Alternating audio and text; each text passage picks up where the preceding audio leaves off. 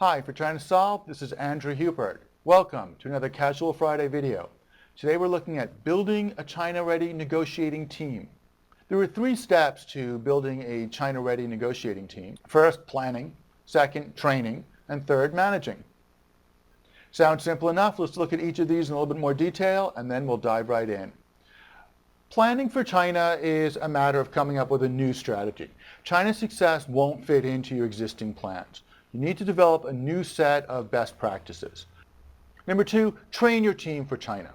And this is what we at ChinaSolved do. We are the experts at training Western negotiators to be successful at China. And we've learned that there are 2 variables that are key indicators of success.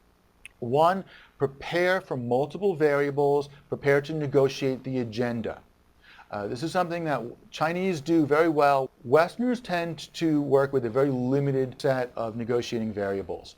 In China, you've got a much wider range of variables to be concerned about, and the big 2 that you need to think about before and to train your team to be prepared for before you get to China are quality and security. When I say security, I mean the security of your intellectual property, your designs, and your methods and your brand. So you've got to make sure that these 2 things are on the agenda.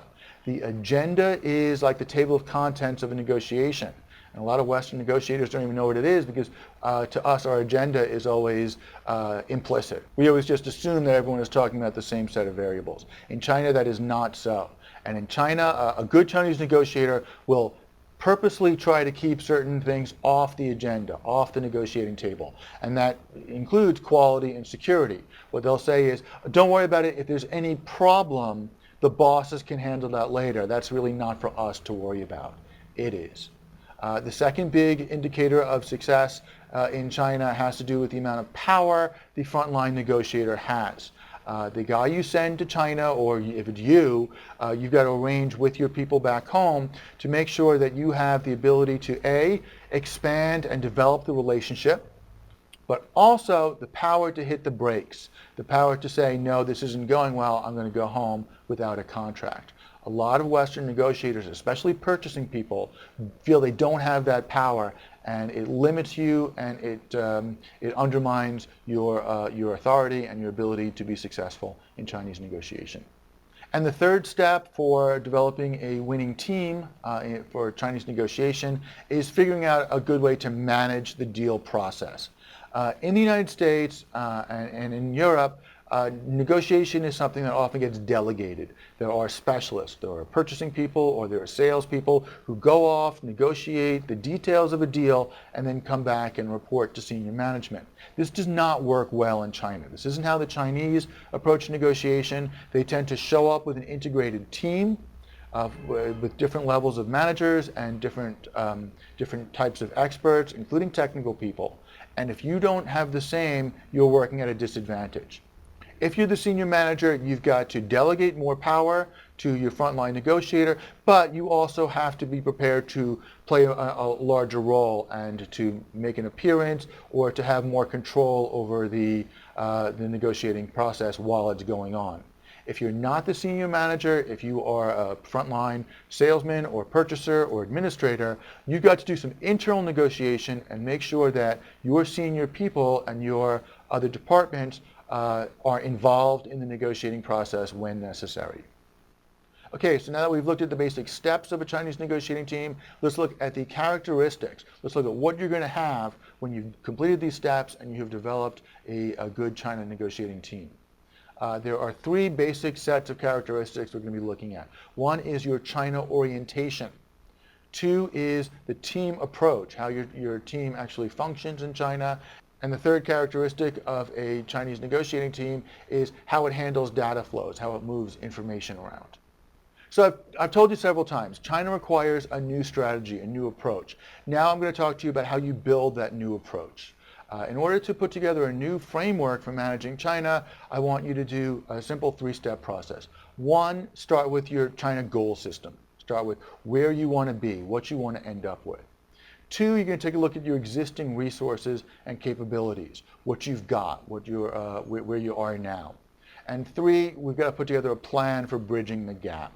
At the moment, we're talking about how this applies to the actual negotiation process, but you can take the same idea of building a new China strategy and apply it to your general business. So what is your China goal system? You need to develop a specific set of goals. And think about the SMART goals that you learned in business school or in your reading. What are SMART goals? SMART goals are specific, measurable, actionable, realistic, and timely or time-bound. It works in the United States, it works in Europe, and it works in China. The key is you have to be able to fill in all of those blanks. And if you can't do it, then you're not ready to negotiate, and I advise you to hold off. Two warnings. One, you cannot use the same SMART goals that you would in the United States or in Europe. You've got to come up with new ones. And number two, do not let your Chinese sources, your Chinese counterparts, your manufacturers, your distributors, your partners, or even your staff set those negotiating goals for you. You have to be able to come up with these answers yourself. Once you have your goals, I want you to take a look at what your resources are. What are you going to allocate to the China negotiation and, in a larger sense, the China business? So first, manpower, and this includes you. Number two, funds. Are you budgeting to go back and forth a few times, or are you just trying to do this by phone, or worse, sending one guy to China one time? Time. How much time are you devoting to the China negotiation? And finally, bandwidth and sanity.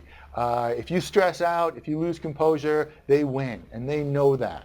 So you've got to make sure that you have options. The more options you have, the more relaxed you are, the stronger your negotiating position. And again, you've got a budget both for the business, the general long-term business, but you also need a budget and a plan for the negotiating process.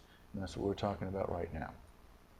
So the third step, you've got your goals, you know what you want to end up with, you've got your resources, you know what you're starting out with. The difference is what you're negotiating for. And the whole idea of negotiating is to bridge the gap between what you want to end up with and what you've got now. And if you've done this exercise correctly, you've got a lot more on that paper in front of you than just numbers and just costs. You've got manpower, you've got timetables, you've got schedules, and you've got a list of variables, including things like quality and protection of your intellectual property. So a final word on managing a Chinese negotiation. It is a marathon. It is not a sprint. Keep your eyes on the prize. Keep your eyes on your integrated SMART goal, not the finish line, not this particular contract. In China, deadlines are dead ends. The guy who wins a Chinese negotiation is the guy who has the most patience, the most options, and the most flexibility. They know that you are waiting for a contract, or if you're the frontline negotiator, they know the boss is waiting for a signed contract, and they're going to use that against you if you let them. Okay, thanks very much. That's where we're going to wrap up for today. I'd like to sign off by asking you to sign up for the new ChinaSolved newsletter, and you can just click there. That should take you to the sign-up form. For ChinaSolved, this has been Andrew Hupert. Thanks very much. I look forward to working with you again.